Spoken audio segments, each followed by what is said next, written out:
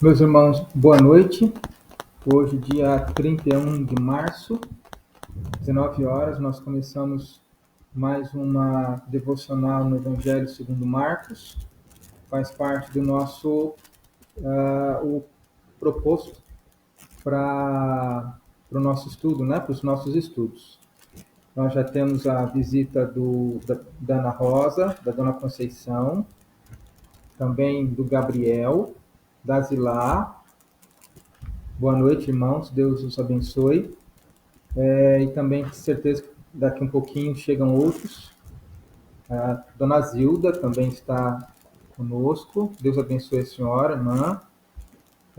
Nós vamos orar enquanto os outros irmãos estão chegando também. Vamos pedir a Deus que nos abençoe o nosso estudo nessa noite. E para que o Senhor fale ao nosso coração, para que nós possamos entender os imperativos do Senhor. O Beto também chegou. Deus abençoe, Beto. Convido todos os irmãos que já estão acompanhando. Nós vamos orar nesse momento. Pai amado, Deus querido, nós te louvamos, te agradecemos, te bendizemos pelo dia que nos deu. E agora que vamos meditar na tua palavra, no Evangelho segundo Marcos, eu peço que o Senhor fale ao nosso coração, que nós possamos compreender não só o relato, mas também o princípio que esse relato nos traz. Eu peço a Deus que o Senhor nos dirija, que o Senhor, ó Deus, nos ajude a compreendermos a palavra do Senhor. Em nome de Jesus oramos. Amém. Boa noite. A Dailson também chegou agora. Deus abençoe a cada um. Também a Natália. Vamos abrir então, irmãos, nossas Bíblias no Evangelho segundo Marcos. Ainda estamos no capítulo de número 1 e hoje nós faremos a leitura a partir do versículo 14 até o versículo 20. Marcos, capítulo 1, leitura do versículo 14 até o versículo 20. Tá bom? Então, um tempinho só para localizarem aí a Bíblia, o texto, para nós acompanharmos.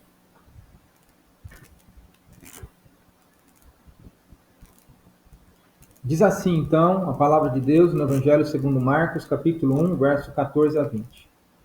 Depois de João ter sido preso, foi Jesus para a Galiléia, pregando o Evangelho de Deus, dizendo: o tempo está cumprido, e o reino de Deus está próximo. Arrependei-vos e crede no Evangelho. Caminhando junto ao mar da Galiléia, viu os irmãos Simão e André, que lançavam a rede ao mar, porque eram pescadores. Disse-lhe Jesus: vinde após mim, e eu vos farei pescadores de homens. Então eles deixaram imediatamente as redes e o seguiram. Pouco mais adiante viu Tiago, filho de Zebedeu, e João, seu irmão, que estavam no barco consertando as redes. E logo o chamou, deixando eles no barco a seu pai, Zebedeu, com os empregados, seguiram após Jesus. Então, os dois blocos que nós lemos, verso 14 e 15 é um bloco, verso 16 ao 20 é outro. Algumas Bíblias trazem essa porção com esta separação, verso 14 e 15, um mini texto, né? Vamos dizer assim, um texto com toda a sua completude, e o outro texto, a outra porção do verso 16 ao verso 20. Nós vamos tratar como um só, porque ele faz parte ainda do início do ministério do Senhor Jesus, e eu quero ver com os irmãos hoje à noite duas questões importantes. A primeira questão é a característica do chamado de Jesus para a evangelização, né? Na evangelização, o que é que Jesus prioriza? Que é a resposta que nós precisamos dar ao Senhor para, de fato, nos encaixarmos dentro da proposta da evangelização. E no segundo momento, irmãos, a caminhada de Jesus quando Jesus chama seus discípulos, né? Também exige uma resposta ali, uma resposta da parte daqueles que são chamados, dentro de contextos específicos. E aí é isso que eu gostaria de tratar com os irmãos nessa noite. No primeiro momento, versículo 14 a 15, versículo 14 ele menciona o aprisionamento de João Batista. Depois de João ter sido preso, foi Jesus para a Galiléia pregando o evangelho de Deus. Nós não vamos entrar no mérito da prisão de João Batista, mas você lembra que dessa prisão, a consequência, logo mais adiante, será a morte de João Batista, depois de testemunhar de Jesus perante as autoridades. Mas isso aqui ele coloca como uma marcação. Marcos marca o início do ministério de Jesus a partir do aprisionamento de João. Então, a partir do momento que ele soube que João estava preso, naquele momento, ele viaja para a Galileia. Marcos faz essa narrativa curtíssima, ele não entra em detalhes do que é que Jesus fazia na Galileia. Lucas, por outro lado, entra. Lucas diz que Jesus entrava nas sinagogas e ensinava a respeito de si mesmo, a respeito do Evangelho. Marcos resume a mensagem de Jesus, né? Não coloca todos os detalhes que Lucas coloca. Marcos resume a mensagem de Jesus, colocando aqui dois aspectos. Primeiro, o tempo está cumprido, o reino de Deus está próximo. Arrependei-vos e crede no Evangelho. Quando ele fala o tempo está cumprido, ele está se referindo justamente à sua vinda.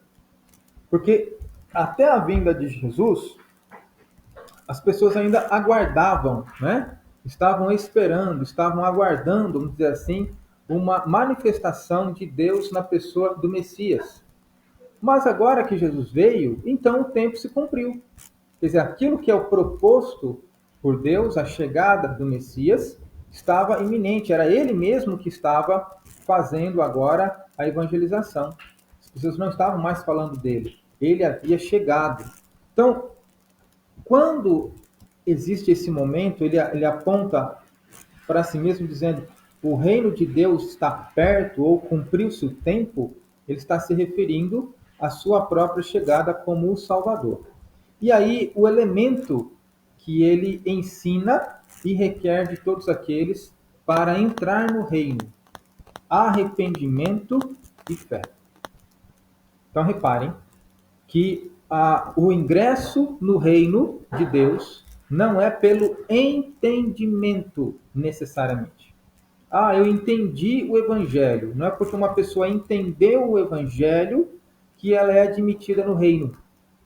Para ser admitido no reino, é lógico que o entendimento está embutido, mas ele não é o centro. Para ser admitido no reino, precisa de duas coisas: arrependimento e fé. O que é arrependimento? Arrependimento é uma postura de uma caminhada em oposição a tudo aquilo que se viveu até agora, até o momento de que o Evangelho chegou aos ouvidos, ao momento que o Evangelho chega ao coração. Então, arrependimento é a característica daqueles que ouviram o Evangelho e responderam positivamente. Eles param a caminhada no rumo que estavam fazendo e agora se voltam para Jesus. Arrependimento, então, mudança de pensamento, mudança de direção, mudança de postura. Então, a Bíblia exige, Jesus exige, com base nesse texto de Marcos capítulo 1, versículos 14 a 20, os primeiros dois versículos, 14 e 15, ele exige arrependimento. Mas uma outra questão também é exigido. Ele coloca aqui: o tempo está cumprido, o reino de Deus está próximo, arrependei-vos e crede no Evangelho. Então, quem é que entra no reino? Não entra no reino somente aquele que entende. Entra aquele que se arrepende, mas aquele que crê. O reino de Deus, ele é recebido, não é nem conquistado, muito menos adquirido. Ele é recebido por fé. E o que é fé? Fé é a certeza de fatos que se esperam. Fé é a certeza de uma coisa que eu não vejo, mas eu creio que isso existe. Então não é nem sentimento. Sentimento não passa pelo campo da fé. Eu não vou sentir para crer. Eu creio sem sentir nada. Isso é fé. E a fé é extremamente importante. Sem fé é impossível agradar a Deus, como diz Hebreus 11:6. Porque aqueles que se aproximam de Deus é necessário que creiam que Ele existe e que se torne o galardoador, ou seja, o recompensador daqueles que o buscam. É preciso fé. Mas fé em quê? Eu tenho fé em Deus, eu sei que Deus existe, eu sei que Deus criou o mundo, eu sei que Jesus veio. Não é esse tipo de fé que a Bíblia diz. A fé que é necessário ter é aquela fé que faz com que eu olhe para Jesus e eu de fato creia que ele é o Filho de Deus encarnado, que ele veio para esse mundo para cumprir a palavra de Deus integralmente, perfeitamente, e ele se deu no meu lugar. É essa a fé, é esse o foco da fé. Somente crer que Jesus veio. Eu creio que Jesus veio. Eu creio que o calendário que nós seguimos existe por causa de Jesus. Ele coloca Jesus como centro, o ponto zero, antes de Cristo e depois de Cristo. Não é esse tipo de fé, não é a fé intelectual, não é a fé que compreende intelectualmente a palavra de Deus. É a fé que crê. É a fé que faz com que a pessoa siga. É a fé que faz com que haja uma preocupação dentro do coração se a nossa vida está sendo desenvolvida de acordo com os padrões divinos ou não. É esse tipo de fé que Jesus exige. Fé nele, fé no seu ministério, fé na sua encarnação, fé na sua substituição. E nesse caso, fé de que ele era o Filho de Deus. Então é esse tipo de fé que Jesus pede. Sem arrependimento e fé, não entra no reino de Deus. Mas e se a pessoa estiver na igreja? Ela pode ir para a igreja. Ela pode ler a Bíblia, ela pode orar, ela pode acompanhar os louvores, mas ela precisa, para entrar no reino, tomar posse do reino, ser considerado súdito do reino, ela precisa arrepender-se de seus pecados e ela precisa crer em Jesus como seu Senhor, Salvador e aquele que cumpriu unicamente a palavra de Deus de maneira exata. Mas ainda assim temos o nosso segundo bloco, que vai do verso 16. Caminhando junto ao mar da Galileia, viu os irmãos Simão e André, que lançavam as redes ao mar, porque eram pescadores. E disse-lhes Jesus: Vinde após mim, e eu vos farei pescadores de homens. Então eles deixaram imediatamente as redes e o seguiram. Pouco mais adiante viu Tiago, filho de Zebedeu, e João, seu irmão, que estavam no barco consertando as redes. E logo o chamou, dizendo, e logo o chamou. Deixando eles no barco a seu pai Zebedeu com os empregados, seguiram após Jesus. Nós temos aqui dois relatos semelhantes. O primeiro relato diz respeito a Simão e a André. Eles eram pescadores e eles estavam exatamente no meio do trabalho, que diz aqui que eles estavam lançando as redes ao mar. Então, Jesus, para quem não sabe, gente, Mar da Galileia não é um mar. Mar da Galileia é um lago gigantesco que existe na Galileia, não é? Pouco abaixo do Monte Hermon, existe um lago gigantesco. Por que se dá o nome de mar? Porque ele é tão vasto, ele é tão grande, que se você estiver numa margem, você não consegue enxergar a outra margem. Você vê no horizonte apenas água. Então você não consegue enxergar a terra a olho nu, olhando para a outra margem. Você só enxerga água. Então por isso ele recebe o apelido ou o nome de Mar da Galileia. E quando os barcos estão no centro e dá porventura uma rajada de vento por causa dos vales, por causa das montanhas, aquilo se transforma numa tempestade verdadeira. Como nós vimos aqui que existe, né? O relato de Jesus acalmando uma tempestade, ele estava justamente no mar da Galileia. Então se trata de um lago gigantesco. Então aqui, Simão e André estavam no barco, distante da margem, lançando as redes. Eles estavam em pleno trabalho.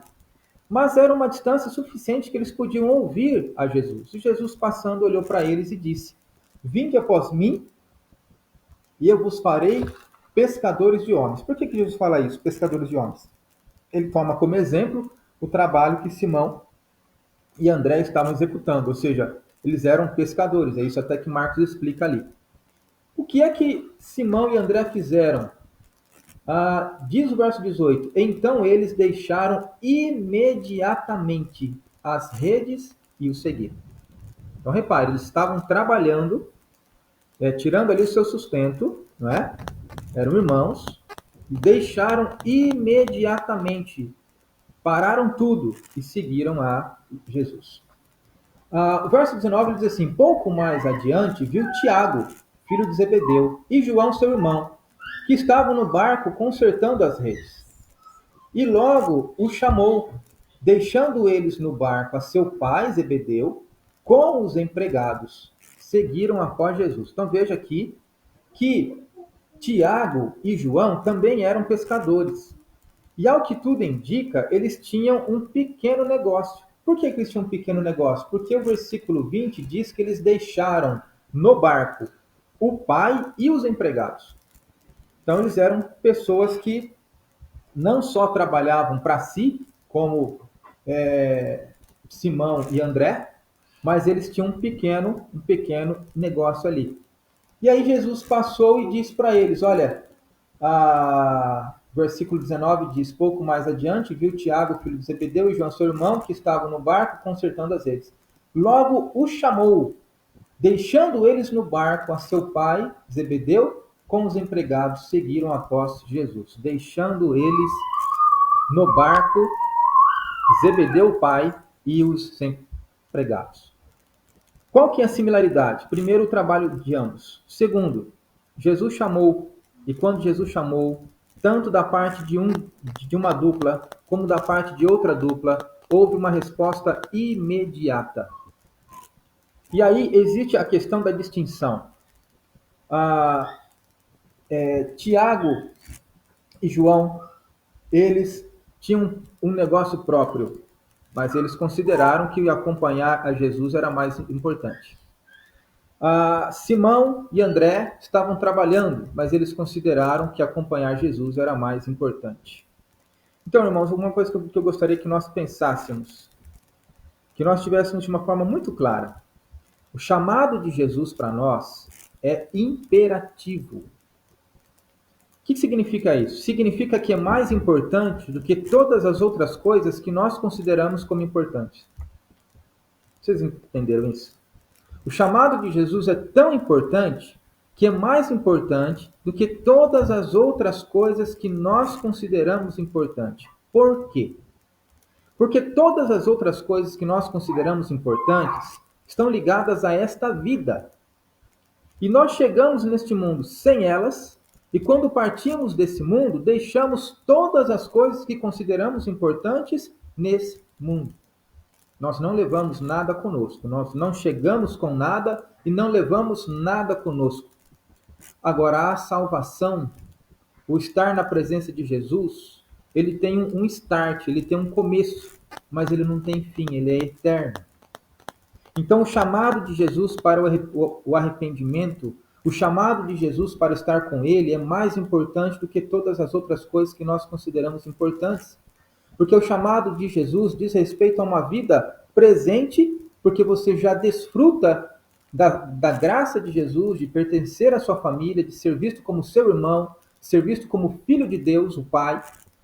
Você já desfruta em parte do seu reino, da graça de Deus, do cuidado de Deus. Mas é futuro também, porque aquilo que deve se manifestar com o retorno de Cristo só será percebido visivelmente na volta de Cristo. Agora não. Então, irmãos, nós precisamos considerar que há coisas muito mais importantes do que aquilo que nós reputamos como importante. E é muito interessante que Jó sabia disso, não é? É um dos grandes exemplos. Quando Jó diz, nu saí do ventre de minha mãe e nu voltarei. O Senhor o deu, o Senhor o tomou, bendito seja o Senhor. Quando Jó fez isso, ele fez isso num espírito de adoração, fez isso num espírito de louvor. Então, entenda o seguinte: o chamado para o evangelho é um imperativo. E, como imperativo, ele precisa ser obedecido imediatamente. Considere isso. Se lembre que Jesus conta uma parábola em certo lugar, dizendo o seguinte, que uma pessoa tentava ganhar a vida. E ele acumulava bens, acumulava riquezas, isso, aquilo, e alguém chegou para ele e disse assim, ó, hoje vão te pedir a sua alma. E o que tens? Deixará para quem? Então, nós precisamos entender isso. Deus é quem tem os dias da nossa vida em mãos. O Evangelho chegou para nós, o Evangelho chega para as pessoas. O desejo é que ele seja acatado, é que ele seja obedecido. Jesus te chama hoje, não deixe para amanhã, porque você não sabe se você terá um amanhã. A chamada é agora. Ele chamou os quatro, cada um estava na sua particularidade, com questões peculiares a eles mesmos. Eles deixaram tudo e seguiram a Jesus. Então, isso significa que eu tenho que deixar o meu trabalho para seguir a Jesus? Não. Mas isso significa que você precisa considerar que ele te chama hoje, agora. Então, se ele te chama hoje, agora, é agora que você tem que considerar. Pode ser que não haverá amanhã. Você não sabe quanto tempo que você tem. Só Deus sabe. Então, considere isso. Considere isso. Nós precisamos compreender que a chamada do Senhor... Quantas pessoas que são chamadas e nós ouvimos assim, talvez, hoje ainda não, espera um pouquinho. Nós não sabemos, a chamada do Senhor é imperativa. Juntamente com isso, a chamada do Evangelho é imperativa, a chamada da santidade também é imperativa. Quando Deus se volta para a sua igreja, e ele diz que a sua igreja precisa se santificar, é uma chamada imperativa. Diz que aqueles que já conheceram ao Senhor precisam urgentemente santificarem suas vidas. Porque a Bíblia diz que sem a santificação ninguém verá o Senhor. Então a santificação é a ferramenta ou o elemento pelo qual eu posso compreender que de fato eu sou de Deus. Quando eu começo a trabalhar à luz da palavra de Deus para ter um viver que agrada ao Senhor. Meus irmãos, nós devemos pensar.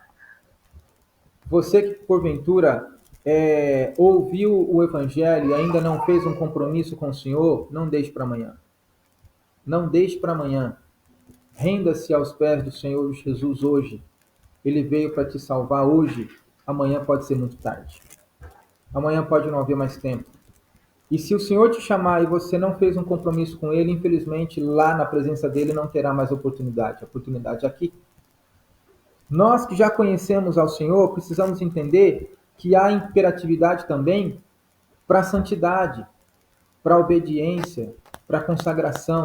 Nós não podemos deixar isso para amanhã, porque a consagração é o elemento que demonstra que de fato estamos no caminho certo.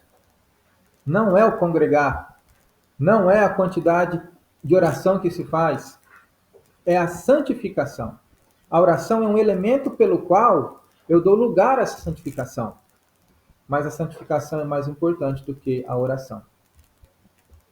Então nós devemos pensar, a chamada para o Evangelho e a chamada para a santificação são imperativas nas nossas vidas. E elas devem ser marcadas com arrependimento e fé. Arrependimento e fé. Não creia em Deus porque você teve um arrepio, porque você está na casa de Deus, ou porque você foi na casa de Deus, ou porque você leu a Bíblia e você compreendeu, ou porque você teve um sonho com Deus. Creia no exercício da sua fé. Creia que Jesus é Senhor, que Deus está no controle de toda essa situação que nós estamos vivendo agora. Ele não perdeu o controle. Creia nisso. E quando você crê nisso, a Bíblia diz que você de fato entende que o Senhor está trabalhando. E tudo aquilo que o Senhor fará é para a honra e para a glória dele. E nós participaremos disso. Gostaria que nós pensássemos nesses 4 elementos hoje. Arrependimento e fé. E o imperativo para seguir ao Senhor e o imperativo para a consagração de vida. Gostaria de convidá-los a orar. Vamos pedir que Deus nos abençoe. pedir que Deus nos faça meditar nessa noite em todas essas questões que nós ouvimos aqui agora. Oremos. Ó Senhor, nós te louvamos, porque o Senhor está com cada um de nós. A prova disso é que a tua palavra nos fala nesta noite. Teu Espírito Santo nos incomoda nesta noite. Pai, em nome de Jesus, o mundo está no seu pleno desenvolvimento. O teu plano está se desenvolvendo. Nós não conhecemos todos os detalhes do teu plano, mas nós vemos. Porque tudo o que acontece não escapa à tua soberania. O Senhor tem as rédeas de todas as coisas. Não é simplesmente uma artimanha do diabo ou um descaso da humanidade com relação à manifestação desse vírus. Tudo o que acontece, acontece porque o Senhor permitiu. E aí muitas pessoas perguntam, mas se Deus é bom, por que Ele permitiu essas coisas? Bom, o Senhor permite porque o Senhor tem planos. Nesses planos agora, dentro desses planos, dentro dessa permissão, a humanidade tem considerado o seu verdadeiro lugar. A humanidade tem considerado que ela não é Deus. A humanidade tem considerado que ela não pode tudo. Tem misericórdia, Deus, em nome de Jesus. Tem misericórdia, Senhor, eu te peço, em nome de Jesus. Dá-nos, ó Pai, que possamos verdadeiramente seguir o teu caminho, compreender a tua palavra e, ó Deus, fazermos aquilo que é agradável ao Senhor. Dá-nos, ó Deus, que nos arrependamos, ó Deus, dos nossos pecados. Dá, ó Pai, que possamos verdadeiramente exercer fé na pessoa certa, no lugar certo, que é em Jesus como nosso Senhor e Salvador. Dá, ó Pai, que nós possamos consagrar nossas vidas hoje, que nós possamos seguir no caminho da santidade. Abençoe todas as pessoas que estão aqui agora, ó Deus. Eu quero mencionar aqui a vida da nossa irmã Dona Sirlene e sua família, a Solange e sua família, a Fátima Encarnação e a sua família, Leonardo Cruzato e a sua família, a Thaís e o Alexandre e a sua família, a Zenilde e a sua família, Andréia Mendes e a sua família, o Daílson e a sua família, a Dona Zilda e a sua família, o Beto e a sua família, Gabriel e a sua família, a Zilá e a sua família, a Ana Rosa e a sua família. Ó Pai, olha para estas famílias de maneira especial também, ó Deus, a Natália e a sua família. Olha para essas famílias, ó Deus, de maneira especial. Derrama sobre eles de tua graça, Senhor. Tu conheces tudo aquilo pelo qual cada família tem passado, as inseguranças, os medos, as dificuldades. Dê paz ao coração, em nome de Jesus. Faz com que, ó Deus, nossos olhos sejam postos no Senhor Jesus. Obrigado por tudo, ó Senhor Jesus, porque o Senhor morreu em nosso lugar, porque o Senhor tem feito coisas maravilhosas em nossas vidas.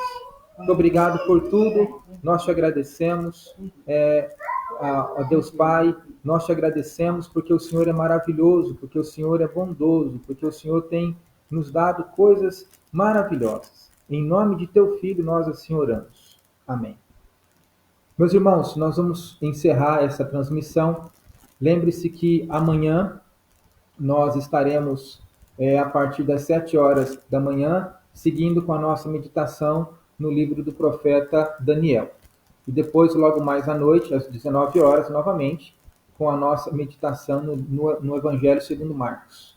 Tanto Daniel como Marcos estamos seguindo desde o começo, não é? Enquanto durar esta quarentena, nós vamos seguir verso por verso, como estamos fazendo, para aprendermos tanto o livro de Daniel, como também o Evangelho segundo Marcos. Eu quero aproveitar para agradecer aos irmãos pelo nosso relógio de oração, onde esse relógio tem funcionado 24 horas, todos os dias a igreja está orando. Glórias a Deus por isso.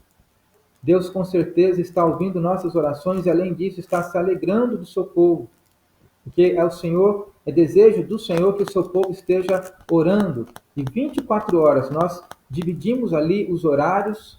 Os irmãos optaram por orar todos os dias, nas horas estipuladas, nas horas escolhidas. E eu creio que todos os dias, 24 horas, a nossa igreja está em oração. Que Deus assim abençoe a cada um, que Deus persevere na vida de cada um e que nós possamos, irmãos, colhermos os frutos desses dias de oração. Deus os abençoe, tenham todos uma boa noite, até amanhã cedo.